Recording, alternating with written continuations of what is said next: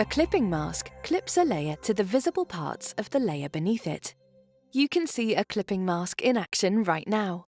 It's a great way to restrict layers to a particular shape, just as the clipping mask on the ocean photo you are seeing now restricts it to appear only within the underlying text layer. You can even have a stack of layers with clipping masks, all clipped by the same underlying layer or base layer. In this video, you'll learn how you can use clipping masks in your own projects. Using clipping masks is easy. We'll show you how to do it with just a circle and a square, where the circle is in front of and overlapping the square. To create a clipping mask, tap the circle to select it, then head to this menu, and finally tap on Create Clipping Mask. On iPad and on Mac, simply select the layer and then choose Create Clipping Mask. You may have noticed that a downward pointing arrow has appeared next to the circle layer's thumbnail. This tells us that the circle is being clipped by the square. We can confirm this by looking at the composition area. Only the portion of the circle that was overlapping the square is now visible.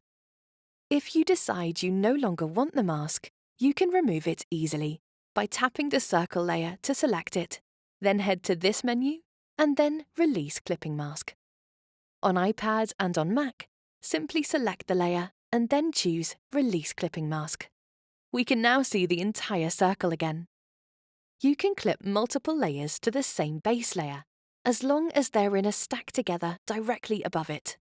Let's add a star shape to our project and create a clipping mask. The star is clipped by the circle layer.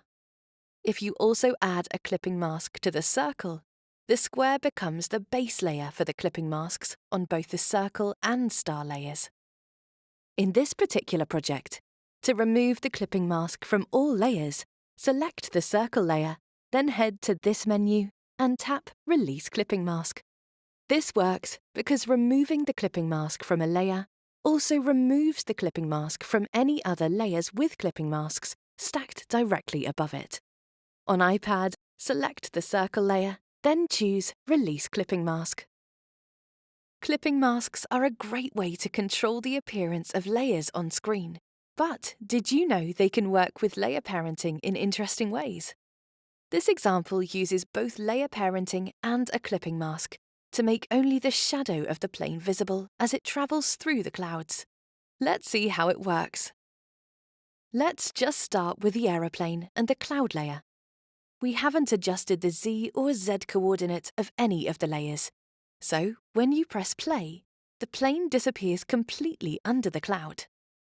If we duplicate the aeroplane and drag it above the cloud, we see it fly above the cloud. Both layers operate just as we'd expect. Let's turn this duplicated aeroplane layer into a shadow. First, rename the layer to Shadow. Then, add the solid color effect and change the color to match the example. Since we only want the shadow to appear within the cloud, let's apply a clipping mask to it. When we press play, we see the shadow appears only when the plane is in the cloud. Here's where things get interesting. If you make the original aeroplane layer the parent of the shadow, and then scale down the aeroplane over time, you can make the plane look like it's diving under the cloud.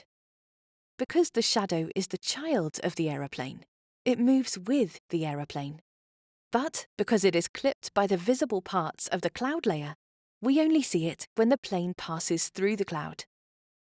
The combination of these two features allows for a seamless transition between aeroplane layers as the cloud passes by, making the shadow effect believable.